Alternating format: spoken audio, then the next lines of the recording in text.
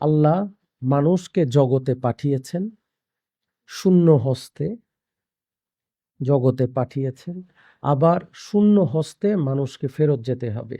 এই আসা এবং যাওয়ার মাঝে আপনার আমার যেই সময়টা নির্ধারিত বা যেই সময়টা পেয়েছি, এই সময়টা হচ্ছে মানব জীবনের পরীক্ষা জীবন। কিসের পরীক্ষা?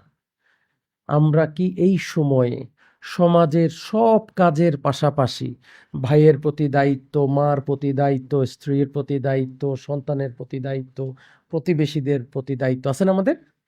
এগুলোর পাশাপাশি আমরা কি আল্লাহর সন্তুষ্টি অর্জন করতে পারি কিনা? যদি পারি, আমাদের আল্লাহ যদি আমাদের উপরে খুশি হন, আলহামদুলিল্লাহ, আমাদের মাফ। আর যদি নারাজ থাকেন, যত বড় অট্টালিকা প্রাসাদ আপনি বানান না কেন, যত হাজার কোটি টাকার মালিক হন না কেন, আপনার এই জীবনের কোনো মূল্য নাই। Simple question, simple answer. Allah খুশি না বেজার? যদি আল্লাহ খুশি, আপনার জীবন সার্থক। যদি আল্লাহ বেজার, আপনার জীবন নিষ্ফল, আর কোনো ফল নাই, লাভ নাই, শেষ।